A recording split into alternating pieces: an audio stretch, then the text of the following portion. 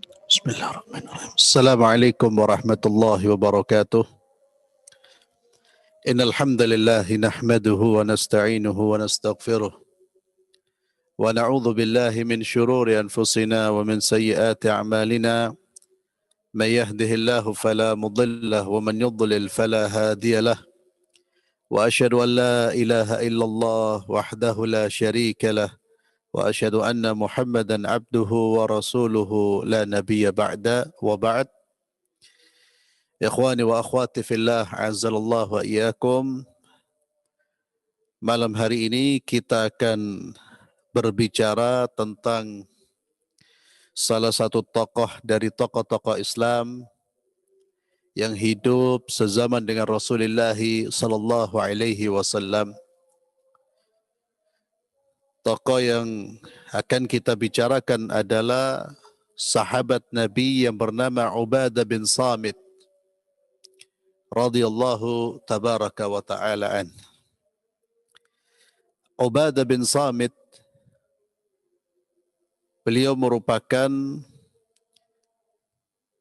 seorang sahabat yang berdomisili di kota Yathrib, di kota Madinah. Beliau termasuk dari kalangan Khazraj dan dilahirkan qabla al-hijrah, sebelum hijrah, bi 38 sana, ya. 38 tahun sebelum hijrahnya Rasulullah sallallahu alaihi wasallam. Dan ayah beliau yang bernama Samit bin Qais lam yudrikil Islam, tidak berjumpa dengan Islam. Wa tuwfi ala dini qaumi, dan ayah beliau wafat masih menganut kepercayaan atau agama kaumnya. Adapun ibunya yang bernama Qurratul Ain binti Ubadah bin Nadlah telah memeluk agama Islam. Faqad aslamat wa bay'at Rasulullah sallallahu alaihi wasallam. Ibunya masuk Islam dan membaiat Rasulullah sallallahu alaihi wasallam. Dan Ubadah bin Samit, beliau merupakan salah seorang sahabat Rasulullah sallallahu alaihi wasallam yang juga sebagaimana sahabat-sahabat yang lain itu memiliki keutamaan, memiliki keistimewaan. Ada keutamaan-keutamaan atau mawaqif, sikap-sikap yang menunjukkan keutamaan beliau. Di antaranya keluarga Ubadah radhiyallahu tabaraka wa ta'ala ini memiliki hubungan persekutuan klasik dengan orang-orang Yahudi Bani Qainuqa. Mereka punya hubungan baik dengan kaum Yahudi di Madinah. Dan mereka juga bersekutu. Namun sejak Rasulullah sallallahu alaihi wasallam dan para sahabatnya berhijrah ke kota Madinah, orang-orang Yahudi di sana awalnya menunjukkan persahabatan. Hingga hari-hari setelah perang Badar dan menjelang perang Uhud, orang-orang Yahudi mulai menunjukkan perilaku-perilaku buruk, yakni permusuhan. Padahal Nabi SAW datang dengan damai di kota Madinah dan membuat perjanjian dengan komunitas yang ada di kota Madinah, termasuk orang-orang Yahudi, perjanjian yang dibuat berdasarkan prinsip keadilan, ya, tolong menolong, saling melindungi, dan mereka tidak diganggu oleh umat Islam. Namun al-hasad, kedengkian yang dimiliki oleh orang-orang Yahudi membuat mereka berupaya untuk melakukan perbuatan-perbuatan yang merugikan Rasulullah dan para sahabat Rasulullah sallallahu alaihi wasallam. Ketika Ubadah ibn Samit radhiyallahu tabaraka wa ta'ala melihat sikap mereka, maka dia pun membatalkan perjanjian dan persekutuan mereka dengan mengatakan innama atawallallaha wa rasulahu wal mu'minin. Aku hanya memberikan walak saya, loyalitas saya, kesetiaan saya kepada Allah, kepada Rasulnya, dan kepada orang-orang beriman. Saya tidak akan memberikan loyalitas saya kepada orang-orang yang memusuhi Rasulullah sallallahu alaihi wasallam. Maka sikapnya ini direspon oleh Allah Azza wa Jalla dengan firman-Nya, a'udzu billahi minasyaitonir rajim, wa may yatawallallaha wa rasulahu walladzina amanu fa inna hizballahi humul ghalibun. Dan barang siapa yang mengambil Allah, Rasulnya, dan orang-orang beriman menjadi penolongnya, maka sesungguhnya pengikut agama Allah itulah yang menang. Fa inna hizballah, kelompok yang berjuang untuk menegakkan agama Allah itulah yang pasti akan menang. Sikap yang diambil oleh Ubadah bin Samit ini merupakan ekspresi keimanan dan kecintaan kepada Rasulullah sallallahu alaihi wasallam. Karena orang-orang beriman itu adalah orang-orang yang cinta dan bencinya karena Allah dan Rasulnya. Mereka mencintai apa-apa yang dicintai oleh Allah dan mereka akan membenci apa-apa yang dibenci oleh Tuhannya. Apa-apa yang dibenci oleh Allah Subhanahu wa taala.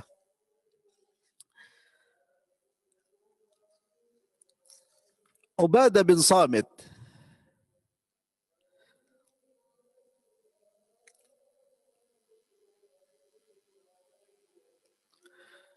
di masa pemerintahan Umar bin Khattab radhiyallahu tabaraka wa ta'ala, beliau pernah bersengketa dengan Muawiyah ibn Abi Sufyan. Muawiyah pada saat itu menjabat sebagai gubernur Syam. Dan Ubadah bin Samit diutus oleh Umar bin Khattab radhiyallahu tabaraka wa ta'ala sebagai pengajar Al-Quranul Karim dan juga nantinya sebagai panglima perang.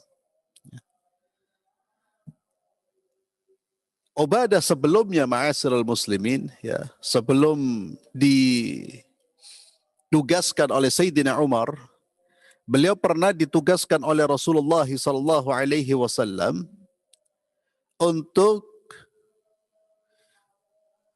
mengambil harta zakat dari kaum muslimin. Wa qad ista'malahu Rasulullah sallallahu alaihi wasallam ala sadaqat. Wa qala lahu, dan Nabi berpesan, ittaqillah, wahai Ubadah, bertakwalah kamu kepada Allah. Ala ta'ti yaumal qiyamah bi ba'irin lahu rugha. Jangan sampai nanti datang di hari kiamat ba'ir, hewan tunggangan yang bersuara, yang berteriak, sapi yang berteriak atau kambing yang berteriak. Artinya Nabi berpesan agar Ubadah bin Samit ini hati-hati dalam mengambil harta zakat kaum muslimin. Jangan sampai dia mengambil harta yang seharusnya tidak diambil. Harta yang tidak boleh diambil. Pesan Nabi SAW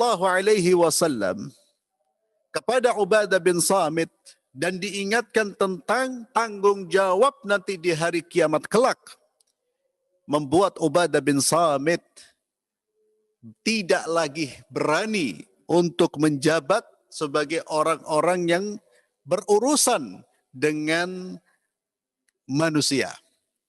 Dia menjabat sebagai orang-orang yang memutuskan perkara atau yang mengambil sesuatu dari manusia seperti mengambil uang zakat. Dia khawatir jatuh dalam kezaliman. Ubadah berkata, "Fawalladzi ba'atsaka bil haqq." Dan demi jiwa yang telah mengutusmu dengan kebenaran ya Rasulullah, la a'malu amal itsnain. Ya. Saya tidak akan menjabat jabatan yang di situ saya akan memutuskan dua orang yang sedang berperkara. Saya tidak akan menjabat jabatan tersebut. Saya tidak akan menjabat di jabatan yang di situ saya bersentuhan dengan hak-haknya manusia. Ya, karena kekhawatiran, ketakutan yang dirasakan oleh Ubadah bin Samit. Dan beliau telah membaiat Rasulullah sallallahu alaihi wasallam alla yakhafillahi laumata laim. Beliau telah membaiat kepada Nabi agar tidak takut kepada siapapun dalam menjalankan dan menyampaikan agama Allah Subhanahu wa taala. Kita kembali kepada masa Umar yang ingin saya ceritakan tadi. Di masa Umar bin Khattab, beliau pernah bersengketa dengan Muawiyah. Muawiyah pada saat itu sebagai gubernur. Ya, jadi Muawiyah ini sudah ditunjuk sebagai pejabat oleh Khalifah Umar. Pada saat itu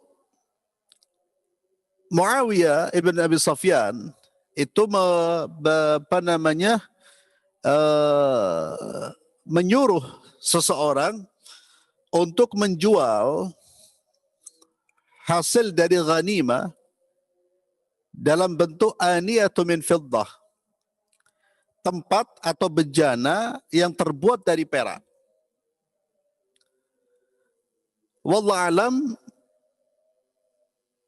yang dimaksud adalah menjual perak dengan perak atau perak dengan emas, pokoknya dijual, ditukar. Ya. Yang di situ ada pelanggaran terhadap syariat Muhammad sallallahu alaihi wasallam.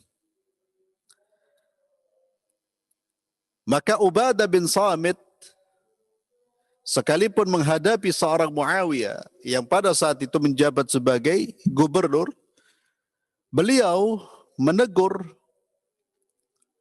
dan beliau mengatakan kepada Muawiyah, sesungguhnya aku mendengar Rasulullah sallallahu alaihi wasallam melarang jual beli seperti ini. Melarang menjual emas dengan emas, perak dengan perak, al-burru bil burri, gandum dengan gandum, wasyair bil syair, wattamar bil tamr, dan lain sebagainya. Sebagaimana yang kita fahami ya dalam bab riba. Nanti kalau kita belajar fikih dalam bab riba, nanti akan ketemu dengan bab riba dalam jual beli. Ya, karena riba itu tidak hanya berkaitan dengan hutang piutang, namun di situ juga riba berkaitan dengan tukar menukar atau jual beli. Intinya Ubadah bin Samit menyampaikan kepada Muawiyah. Namun Muawiyah justru memberikan semacam peringatan kepada Ubadah bin Samit. Dan Muawiyah sampai berkhutbah di atas mimbar dengan mengatakan, ala ma balu rijalin yatahaddatsuna an Rasulillah sallallahu alaihi wasallam ahadits qad kunna nashhaduhu wa nashabuhu falam nasma'ha minhu. Ya, kenapa ada seorang, ya, hendaknya orang-orang itu berhenti menyampaikan hadis-hadis dari Rasulullah sallallahu alaihi wasallam yang kami tidak pernah mendengar. Padahal kami ini menyaksikan Nabi, bersahabat dengan Nabi, tapi kami tidak mendengar hadis-hadis seperti ini. Ya. Ini alasan Muawiyah untuk memerintahkan dengan apa yang dia perintahkan. Namun Ubadah bin Samit radhiyallahu tabaraka wa ta'ala an, yang mana dia disuruh berhenti dari melarang perbuatan tersebut, beliau pun tetap mengulang larangannya. Bahkan faqama Ubadah bin Samit fa'ad al-qissah. Ya, Ubadah bin Samit tetap menyampaikan apa yang pernah dia dengar dari Rasulullah sallallahu alaihi wasallam, dan dia mengatakan, la nuhadditsanna bima sami'na min Rasulullah sallallahu alaihi wasallam wa in kariha Muawiyah. Kami akan menyampaikan, kami betul-betul akan menyampaikan apa yang kami dengar dari Rasulullah sallallahu alaihi wasallam walaupun Muawiyah tidak suka. Ini sebagai komitmen beliau dalam menjalankan butir-butir baiat beliau kepada Rasulullah sallallahu alaihi wasallam, di mana di antara butir baiat tersebut adalah alla yakhafanna, ya, agar seorang tidak takut ahadan kepada siapapun, ya, tidak takut kepada celaan orang-orang yang mencela dalam menyampaikan agama Allah Subhanahu wa taala. Maka Ubadah bin Samit bukanlah seperti manusia-manusia penjilat atau manusia-manusia khawatir dengan posisi dirinya, ya. Kemudian dia tidak berani menyampaikan apa yang seharusnya disampaikan. Bahkan Muawiyah pernah kemudian Ubadah ini di antara ucapannya kepada Muawiyah, aku tidak akan tinggal di bumi manapun bersamamu, ya. Lalu ia berangkat ke Madinah, artinya dia kembali ke Madinah. Ketika Umar bin Khattab mengetahui Ubadah bin Samit kembali ke Madinah, Umar bertanya kepadanya, apa yang menyebabkanmu kembali ke Madinah? Lalu Ubadah bin Samit menceritakan kejadian antara dia dengan Muawiyah. Maka Umar berkata, pergilah ke tempatmu semula, kembalilah kamu. Kembalilah wahai Ubadah bin Samit. Semoga Allah akan membuat buruk satu tempat di mana engkau atau orang-orang sepertimu tidak berada di sana. Allah akan memburukkan tempat, daerah yang tidak ada seperti orang-orang seperti kau. Kembalilah ke sana. Dan Muawiyah tidak memiliki kekuasaan apapun atasmu. Ini dukungan Umar bin Khattab radhiyallahu tabaraka wa ta'ala terhadap Ubadah bin Samit, ya, karena Umar bin Khattab selalu berada dalam kebenaran, selalu berada dalam pihak yang memang menjalankan al-haq, menjalankan kebenaran.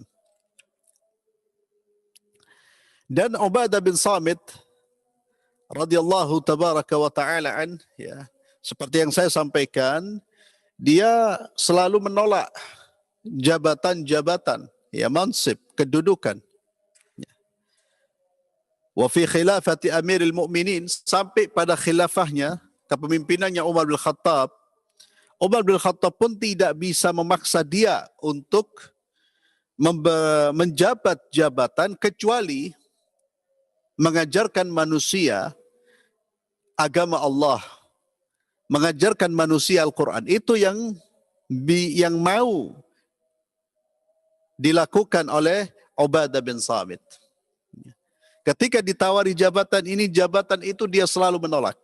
Dia tidak mau menerima jabatan tersebut, khawatir ketidakmampuan dia, ketidakmampuan dirinya untuk melaksanakan amanah jabatan tersebut. Dan juga kekhawatiran mendalimi manusia, kekhawatiran mendalimi hamba-hamba Allah. Namun beliau menerima tugas untuk mengajarkan manusia, ya, mengajarkan agama, mengajarkan fiqh, mengajarkan Al-Quran kepada manusia. Wa fahadha huwa al-amal al-wahid alladhi atharahu Ubadah bin Samit. Ya. Inilah aktivitas, satu-satunya tugas yang diterima oleh Ubadah bin Samit. Mubta'idan bi nafsihi 'anil a'mal al-ukhra al-mahfufa biz-zahwi wal sultan. Ya, dia menjauhi amal-amal atau tugas-tugas yang lain yang berkaitan dengan kepemimpinan atau kekuasaan.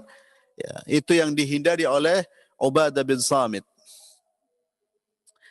Dan Ubadah bin Samit di zaman Umar Khattab, selain menjabat atau selain ditugaskan sebagai muallim wa mudarris, sebagai seorang guru, sebagai seorang muallim, dan beliau adalah ulama, beliau juga ditugaskan untuk berjihad di jalan Allah Subhanahu wa taala.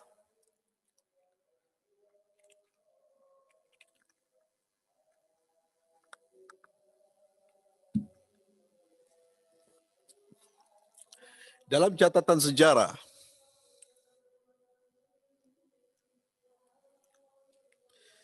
ya, ketika kaum muslimin ingin menaklukkan Mesir di zaman Umar Khattab. Ya. Amr bin As radhiyallahu anhu berangkat ke sana dengan membawa pasukan yang besar. Akan tetapi saat sampai ke Mesir, Amr melihat orang-orang Mesir dan Romawi memiliki jumlah dan perlengkapan yang sangat banyak. Sehingga ia meminta tambahan pasukan kepada Umar bin Khattab. Maka Umar pun menyetujui pendapat Amr tersebut dan menyuplainya dengan 4.000 orang. Ditambah pasukan. Seraya menulis surat yang isinya, sesungguhnya aku telah mengirimkan bantuan 4.000 orang kepadamu. Pada setiap 1.000 orang dari mereka, terdapat 1 orang yang setara dengan 1.000 orang. Dan Ubadah bin Samit termasuk salah seorang dari 4 orang tersebut. Jadi Umar mengatakan ini ada 4 orang yang saya kirim, ini 1 orang setara dengan 1.000 orang. Salah satunya adalah Ubadah bin Samit. Kemudian kaki Amr, Amr bin As sudah berangkat sampai pada daerah Ummu Danin dan Ainu Syams, yang telah menjadi pusat komando perang. Lalu dilakukan penaklukan, karena dulu itu ikhwani fillah azzalallahu wa iyyakum, Islam itu menjadi sasaran, menjadi tujuan dari kekuatan-kekuatan di luar Islam, menjadi tujuan untuk dimusnahkan. Mereka khawatir dengan perkembangan Islam. Mereka khawatir dengan kekuatan Islam. Jadi prinsipnya dahulu itu kalau tidak menyerang ya diserang. Itulah yang melandasi penaklukan atau perluasan wilayah-wilayah. Romawi, Persia itu selalu berupaya untuk menguasai dunia. Apalagi ketika mereka mendengarkan tentang Islam, mendengarkan tentang pertumbuhan Islam. Kita kembali kepada penaklukan Mesir, tidak ada lagi yang tersisa di hadapannya selain benteng Babilonia. Lalu ia bergerak ke sana dan mengepungnya pada tahun 20 Hijriah, ia di sini Amr bin As. Itu terjadi pada waktu banjirnya Sungai Nail. Pengepungan itu ternyata berlangsung lama hingga 7 bulan. Karena dinding-dinding kota itu demikian kokoh. Sementara perlengkapan untuk pengepungan yang dimiliki bangsa Arab amat sedikit. Ini kita akan cerita tentang kepahlawanan dan kehebatan Ubadah bin Samit. Setelah sekian bulan berlalu, Muqawqis melihat kesungguhan kaum muslimin dan kesabaran mereka dalam berperang.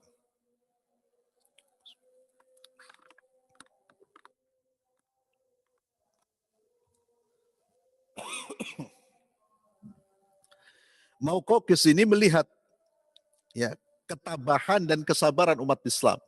Sekalipun benteng itu belum bisa ditaklukkan, namun mereka tetap bertahan.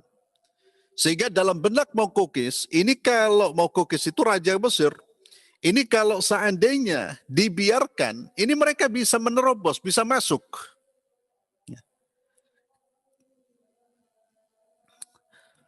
Karena itu ia bersama sejumlah orang keluar hingga sampai di Jazirah Raudah. Lalu ia mengirim utusan kepada Amr memintanya untuk berunding. Jadi Muqawqis mengirim utusan untuk meminta berunding. Dalam surat yang dikirimkannya itu ia berkata, kalian telah datang ke tanah kami ini dan keberadaan kalian sudah demikian lama. Kemudian Muqawqis menulis surat sambil mengutus utusan, dan di dalam surat itu ada semacam ini. Kata-kata yang menakut-nakuti umat Islam. Dia mengatakan akan datang tentara Romawi mengalahkan kalian dan akan membinasakan kalian. Kalian tidak punya ini dan itu. Ini strateginya Muqawqis untuk melemahkan psikologis umat Islam. Padahal dia sendiri sudah khawatir. Dia mengirim surat dengan narasi yang bertujuan untuk melemahkan psikologis umat Islam. tatkala utusan Muqawqis itu datang menemui Amr bin As, ia membiarkan mereka tinggal selama 2 hari. Ya. Dan Muqawqis khawatir, ini kok utusan kok gak kembali-kembali. Kemudian jadi Amr bin As menerima, dibiarkan utusan ini tinggal melihat kondisi kaum muslimin. Lalu Amr bin As berkata, tidak ada pilihan di antara kami dan kalian selain 3 hal. Kalian masuk Islam sehingga kalian menjadi saudara kami, kalian memiliki hak seperti yang kami miliki, dan atas kalian kewajiban seperti yang berlaku atas kami. Yang kedua, jika kalian menolak, maka kalian harus membayar jizyah dengan patuh, sedang kalian dalam keadaan tunduk. Ya. Yang ketiga, atau perang. Hingga Allah memutuskan di antara kami dan kalian, sebab dia adalah Al-Hakim yang seadil-adilnya. Maka tatkala para utusan tersebut kembali menghadap Muqawqis, Muqawqis gembira dengan kembalinya utusan tersebut dan bertanya tentang kondisi umat Islam, kondisi umat yang mereka lihat. Maka utusan ini bercerita, kami telah melihat suatu kaum di mana kematian lebih mereka cintai dari kehidupan. Sikap rendah diri lebih mereka cintai daripada ketinggian martabat. Tidak seorang pun dari mereka memiliki keinginan terhadap dunia. Mereka duduk di atas tanah, sedangkan pemimpin mereka layaknya salah seorang dari mereka. Tidak dapat dibedakan mana yang pembesar dan mana yang berkedudukan rendah. Mana yang majikan dan mana yang budak. Bila waktu sholat telah tiba, tidak seorang pun yang tertinggal. Lalu mereka membasuh anggota tubuh mereka dengan air dan amat khusyuk dalam sholat mereka. Ini kesaksian utusan Muqawqis. Ya. Allahu Akbar. Ini kalimat yang menunjukkan kualitas keimanan. Dan ini juga resep kemenangan. Apa kata utusan Muqawqis tersebut? Saya melihat kaum yang tidak takut kepada kematian. Dan Nabi SAW sudah mengingatkan kita ketika Nabi berbicara tentang jumlah umat Islam yang banyak tapi seperti buih di lautan. Dan umat Islam pada saat itu menjadi santapan, makanan bagi umat-umat yang lain. Apa yang menyebabkan umat Islam banyak tapi tidak berkualitas? Disebabkan karena 2 hal. Hubbud dunya wa karahiyatul maut. Cinta dunia dan benci dengan kematian. Dan cinta dunia dan benci dengan kematian inilah yang akan melahirkan berbagai macam penyimpangan dalam perbuatan. Orang kalau sudah cinta dunia, benci kematian, maka dia akan menghalalkan segala cara. Dia akan meninggalkan agama, dia akan meninggalkan jihad, dia akan meninggalkan perjuangan, dia akan meninggalkan dakwah. Hubbud dunya wa karahiyatul maut. Itu kondisi umat kata Nabi yang akan datang. Namun kondisi umat di zaman Rasulullah SAW, sebagaimana dituturkan oleh utusan ini, mereka adalah suatu kaum yang tidak mengejar dunia. Kalau kita, yakni orang-orang Mesir di bawah kekuasaan Romawi tersebut berperang untuk dunia, mereka justru berperang untuk meninggalkan dunia. Ya, mereka mencari kematian. Mereka berperang untuk dakwah, untuk lillah, karena mereka berperang karena Allah Subhanahu wa taala. Dan subhanallah, bagaimana kesaksian ini, bagaimana dia menyaksikan bahwa kaum muslimin itu setara. Sampai tidak terlihat mana budak, mana tuan. Tidak terlihat rakyat biasa dengan pemimpin. Allahu Akbar. Itulah kondisi umat Islam pada saat itu. Mereka menjadi satu tubuh, satu kesatuan. Yang menduduki posisi yang tinggi tidak kemudian menjadi tinggi diri. Lalu menekan, lalu berbuat zalim, tidak. Dia memposisikan sebagai pelayan rakyatnya, masyarakat atau yang dipimpin, betul-betul menghormati dan mendukung. Dan mereka satu kesatuan sehingga tidak terlihat mana ini, mana yang itu. Ya. Ini kesaksian dari musuh-musuh Allah Subhanahu wa ta'ala. Mauqawqis ketika mendengar penuturan dari utusannya ini, ketakutan. Bagaimana tidak takut? Dia menghadapi manusia tidak mengejar dunia. Yang mereka kejar adalah syahadah, mati syahid di jalan Allah Subhanahu wa ta'ala. Maka Mauqawqis pada saat itu mengisyaratkan kepada kaumnya agar minta berunding. Ya. Tadinya mengancam, sekarang minta berunding lagi. Lalu ia mengirim surat kepada kaum muslimin agar mengutus para utusan mereka kepada Mauqawqis untuk berunding. Siapa yang diutus oleh Amr? Yang diutus adalah 10 orang, di antaranya Ubadah bin Samit. Dan Ubadah bin Samit ditunjuk sebagai jubir, juru bicara utusan tersebut. Maka tatkala para utusan Amr bin As itu masuk menemui Mauqawqis dan maju ke hadapannya sebagai juru bicara adalah Ubadah, mulailah rasa gentar dan takut menyelinap ke dalam diri Mauqawqis. Ya. Lalu Mauqawqis berkata, jauhkanlah orang hitam ini dariku dan perintahkan agar yang lain saja untuk maju berbicara denganku. Jadi dia meremehkan Ubadah bin Samit. Jauhkan orang ini. Biarkan yang lain berbicara denganku. Ya, untuk menunjukkan kedudukannya. Ya, dia ingin menolak siapapun yang ingin dia tolak. Namun Ubadah tetap maju menemuinya seraya berkata, aku telah mendengar ucapanmu itu. Dan sesungguhnya di antara para sahabatku yang aku tinggalkan di belakangku itu ada 1000 orang lagi yang semuanya sepertiku. Bahkan lebih hitam lagi daripadaku dan lebih menyeramkan tampangnya. Andai kata engkau melihat mereka, pastilah engkau lebih takut kepada mereka daripadaku. Aku telah diangkat dan masa mudaku telah berlalu. Dan segala puji bagi Allah, bahwa aku tidak takut terhadap 100 orang musuh andai kata mereka menghadapiku sekaligus. Ya, coba bayangkan ikhwani fillah, ini di hadapan raja ini, ya, di tempatnya mereka. Sebab keinginan kami hanya berjihad di jalan Allah Azza wa Jalla dan mengikuti keridhaannya. Perang kami terhadap musuh Allah bukan karena menginginkan dunia. Perang kami terhadap musuh Allah bukan karena menginginkan dunia. Tidak seorang pun di antara kami yang memperdulikan apakah ia akan mendapatkan harta yang banyak dari emas ataukah tidak memiliki 1 dirham pun. Sebab tujuan akhir urusan kami di dunia ini hanyalah sesuap makanan yang dimakan untuk menghilangkan rasa lapar di malam hari dan di siang hari serta mantel yang dijadikan selimut. Itulah kalau kita cari dunia ya untuk menutup rasa lapar kami. Seandainya salah seorang di antara kami tidak memiliki selain hal itu, maka itu sudah cukup. Dan jika pun salah seorang di antara kami memiliki harta yang banyak dari emas, maka ia pasti akan menginfakkannya dalam rangka berbuat ketaatan kepada Allah dan merasa cukup dengan ada yang di tangannya.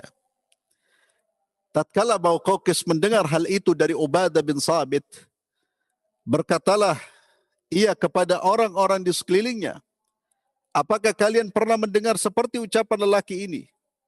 Aku telah takut dengan tampangnya, namun perkataannya itu lebih menakutkan bagiku ketimbang tampangnya. Kemudian Mauqawqis menghadap Ubadah seraya berkata, wahai orang saleh, aku telah mendengar perkataanmu tadi, dan apa yang engkau sebutkan tentang dirimu juga tentang para sahabatmu. Sungguh, tidaklah kalian sampai kepada kondisi saat ini, melainkan sebagaimana apa yang telah engkau ceritakan tentang dirimu dan para sahabatmu.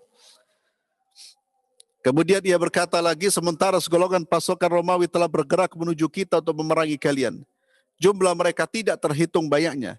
Mereka adalah kaum yang dikenal kuat dan kejam, di mana salah seorang di antara mereka tidak peduli siapa yang dijumpai dan siapa yang diperanginya. Lagi, Mauqawqis kemudian mengumbar kekuatan Romawi yang akan datang, yang akan memerangi umat Islam kalau umat Islam tetap membuka Mesir ini. Maka dijawab oleh Ubadah bin Samit radhiyallahu anhu, wahai Tuan, janganlah engkau terpedaya oleh dirimu dan teman-temanmu. Adapun mengenai apa yang kau takuti kami dengannya, berupa sekumpulan pasukan Romawi, jumlah dan banyaknya mereka, dan bahwa kami tidak akan sanggup menghadapi mereka, maka sungguh Bukanlah ini yang kami takutkan dan yang dapat mematahkan kondisi kami saat ini. Tidak ada seorang lelaki pun dari kami melainkan berdoa kepada Rabb-Nya di pagi dan di sore hari, agar dia menganugerahkan kepadanya gugur sebagai syahid, tidak mengembalikannya ke negerinya, tidak pula ke tanah kelahirannya, ke tempat asalnya, ke keluarganya, ataupun kepada anak-anaknya. Jadi kata Umar bin Abdul Sabit, justru kami datang ini agar tidak kembali lagi ke tempat kita. Kami minta kepada Allah pagi dan di siang hari agar Allah tidak mengembalikan kita ke negeri asal kita. Artinya diwafatkan di jalan Allah Subhanahu wa taala. Jadi jangan takut-takuti kami dengan kematian. Tidak ada seorang pun dari kami yang merasa khawatir dan bingung terhadap apa yang ada di belakangnya. Bahkan setiap orang dari kami telah menitipkan kepada Rabb-Nya. Dia telah menitipkan kepada Allah, keluarga, anak-anaknya. Keinginan kami hanya apa yang ada di depan kami. Sedangkan perkataan membawa kehidupan dan kondisi kami dalam kesulitan dan kepayahan, maka justru kami berada dalam keluasan yang seluas-luasnya. Mereka melihat kondisi kaum muslimin dengan pakaiannya, ini kondisi yang payah, yang sempit. Kata Ubadah bin Jabir, justru inilah kehidupan yang luas. Andai kata seluruh dunia ini milik kami, niscaya kami tidak menginginkan darinya lebih dari apa yang ada pada kami saat ini. Maka lihatlah apa yang kau inginkan. Lalu jelaskanlah kepada kami, tidak ada satu perkara pun di antara kami dan engkau yang dapat kami terima darimu. Dan tidak pula kami kabulkan bagimu melainkan satu dari tiga perkara ini. Maka pilihlah mana yang kau inginkan. Dan jangan biarkan dirimu serakah dalam kebatilan. Demikian itulah yang diperintahkan panglima kami kepada kami. Maka dengannya pula ia diperintahkan oleh pemimpin tertinggi kaum mukminin. Itu merupakan sesuatu yang telah dipesankan oleh Rasulullah SAW kepada kami. Ungkapan-ungkapan ma'asyiral muslimin yang disampaikan di depan Raja Mesir. Dan ini menunjukkan Ubadah bin Samit radhiyallahu tabaraka wa ta'ala bukan hanya sosok yang kuat imannya, tapi sosok yang cerdas, komunikator, mampu berkomunikasi dan punya pemikiran yang cerdas. Mampu memberikan jawaban-jawaban cerdas dari lontaran-lontaran pemikiran yang disampaikan oleh musuh-musuhnya. Jadi ini juga patut kita perhatikan, menjadi perhatian kita. Sehingga kalau kita bicara tentang sahabat itu bukan hanya soal nekatnya. Ya, dianggapnya umat Islami berjuang sahabat itu dengan iman tanpa strategi, tanpa kecerdasan, tapi tidak. Tokoh-tokoh yang kita bicarakan ini orang-orang cerdas, ahli strategi perang. Dan kita lihat dari dialog-dialog yang dikemukakan, kita bisa melihat bagaimana kecerdasan mereka. Bagaimana kemampuan berkomunikasi mereka. Kemampuan berunding mereka. Ini juga yang harus kita persiapkan. Jadi bukan hanya soal takwa, iman, sholat, sedekah, kemudian kita tidak berupaya untuk meningkatkan potensi diri kita sesuai dengan zaman yang kita hadapi. Apa yang dibutuhkan untuk menghadapi musuh-musuh Islam ini? Selain iman sebagai landasan apa? Maka yang dibutuhkan adalah kemampuan berkomunikasi, kecerdasan, kemampuan dalam berunding. Ini kalimat-kalimat yang disampaikan itu sudah perang. Itu sudah bagian dari jihad, memberi rasa takut di dalam hati-hati kaum musyrikin, musuh-musuh Allah Subhanahu wa ta'ala.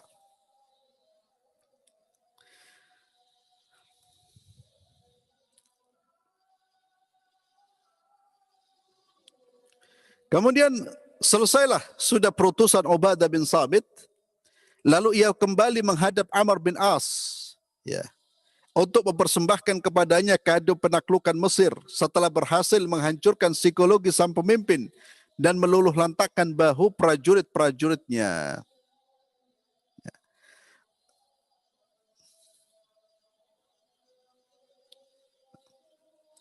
Kemudian di sini dikisahkan tentang perjalanan jihad dan lain sebagainya. Intinya ikhwani fillah azzalallah wa iyyakum, Ubadah bin Samit, beliau juga sebagai seorang prajurit, beliau sebagai seorang mujahid, beliau juga sebagai seorang yang mampu menjadi delegasi umat Islam Ya, juru bicara ketika menghadapi musuh-musuh Allah Subhanahu wa taala. Dan kita bisa melihat bagaimana kekuatan, keyakinan ya. Ubadah bin Samit, bagaimana sikap beliau terhadap dunia, bagaimana tujuan beliau mampu menjelaskan tujuan umat Islam dalam memerangi musuh-musuh Allah Subhanahu wa taala.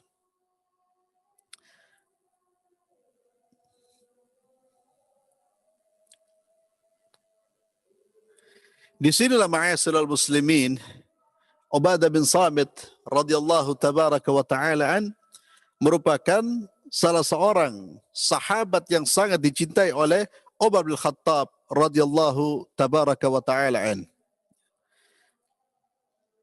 dan beliau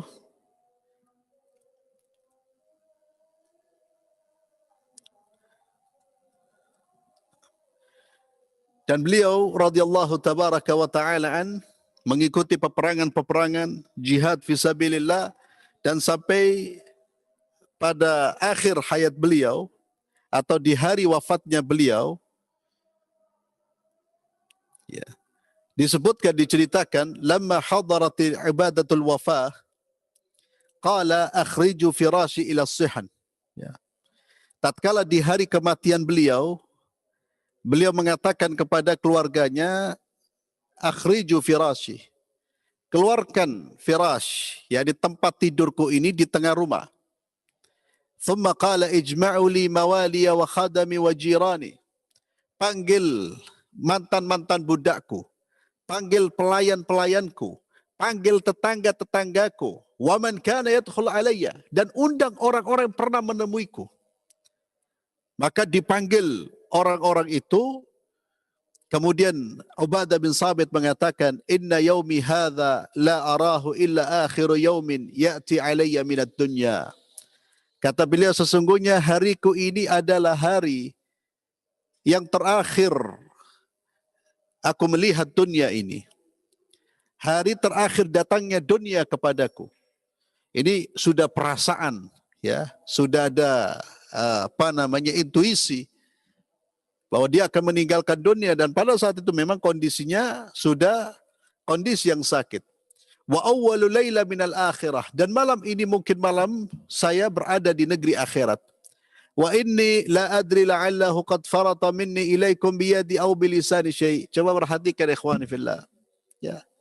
Ini pelajaran. Ya, dan ini harus kita terapkan sebelum kita mati. Apa kata Ubadah bin Samit? Saya khawatir dari sikap saya yang kurang baik. Ada keteledoran dalam diri saya sehingga saya melakukan perbuatan zalim dengan tangan dan lisanku. Dan saat ini saya mengharapkan kalian untuk membalas jika ada kata-kata atau perbuatanku yang menzalimi kalian. Al-qisasu yaumal qiyamah. Qisas pada hari kiamat itu berat. Kisos pada hari kiamat itu berat. Sekarang budakku, siapapun yang ingin kisos-kisoslah saya di hari ini. Faqalu bal kunta mu'adziban. Ya Ubadah, tidak. Kamu tidak berbuat zalim. Engkau adalah seorang pendidik, mu'addib. Lalu Ubadah bin Samit mengatakan, Allahumma syahad, ya Allah saksikan. Ya Allah saksikan. Kemudian beliau memberikan wasiat. Uharrij ala insanin minkum yabki alayya. Ketika nanti saya wafat, jangan sampai ada siapapun keluargaku menangisi kepergianku. Dan jika saya telah meninggalkan dunia, maka berwuduklah kalian. Perbaguslah wuduk kalian. Kemudian hendaknya masing-masing di antara kalian masuk masjid, kemudian salat dan mohon istighfar untuk Ubadah dan dirinya. Fa inna Allah tabaraka wa ta'ala karena Allah Azza wa Jalla berfirman, wasta'inu bis sabri was salah. Thumma asra'u bi ila hufrati. Kemudian segeralah bawa jenazahku ke kuburanku, dan jangan membawa jenazahku dengan mengiringinya dengan dengan membawa api, dan juga jangan meletakkan wala tada'u tahti urjuanan. Wallahu alam, ini maksudnya apa? Intinya beliau memberikan wasiat kepada keluarganya. Dan akhirnya wakalat wafatu sana 34 min hijrati Rasulullah sallam bi Madinati Ramlah fi Filistin. Ya. Beliau wafat pada tahun 34 Hijriah, di mana beliau asli Madinah, wafatnya di kota Madinah, di kota Ramlah di Palestina. Ya, karena beliau bertugas di sana, dan sahabat Nabi ketika ditugaskan dimanapun demi tegaknya agama Allah, mereka akan berangkat. Ya, dan usianya pada saat itu 72 tahun. Ya, dan rahimahullahu rahmatan wasi'ah. Maka ikhwani fillah azzalallahu wa iyyakum, ini sekilas tentang Ubadah bin Samit radhiyallahu tabaraka wa ta'ala an, perjuangan beliau dengan Rasulullah sallallahu alaihi wasallam. Saya tidak menceritakan perjuangan beliau dengan Rasulullah karena sahabat-sahabat Nabi rata-rata berjuang dengan Rasulullah. Beliau tidak pernah meninggalkan jihad bersama Nabi. Kemudian sampai di masa kekhalifahan Umar bin Khattab, dan bagaimana beliau sering menolak jabatan-jabatan kecuali mengajarkan ilmu kepada masyarakat. Ya, yang terakhir sebagai juru bicara, dan subhanallah akhirnya Allah memberikan kemenangan dengan keimanan, ketakwaan, dan jihad para sahabat Rasulullah sallallahu alaihi wasallam. Dan yang terakhir yang tadi saya ingatkan, ini juga perlu kita lakukan ikhwani fillah sebelum meninggal. Kita perlu berfikir. Ya, kita perlu merenung siapakah orang-orang pernah kita zalimi, atau kita minta kepada orang lain, apakah saya pernah menzalimi Anda? Ya, minimal minta maaf. Ya. Orang sekelas Ubadah bin Samit dengan membawa amal kebaikan yang sebanyak ini, dengan jihadnya, ibadahnya dan lain sebagainya, itu beliau khawatir kalau semasa hidupnya pernah dengan lisannya menzalimi manusia, atau pernah dengan tangannya menzalimi manusia, maka dia minta dimaafkan sebelum dia berjumpa dengan Allah Subhanahu wa taala. Mudah-mudahan kita bisa mengambil pelajaran dari apa yang kita dengar pada malam hari ini, dan jika ada salah kata atau kurang berkenan dalam penyampaian, saya mohon maaf. Dan mudah-mudahan Allah Azza wa Jalla kumpulkan kita dengan Rasulullah dan para sahabat-sahabatnya. Kita akhiri dengan doa kafaratul majlis. Subhanakallahumma bihamdik, asyhadu an la ilaha illa anta astaghfiruka wa atubu ilaik. Assalamualaikum warahmatullahi wabarakatuh.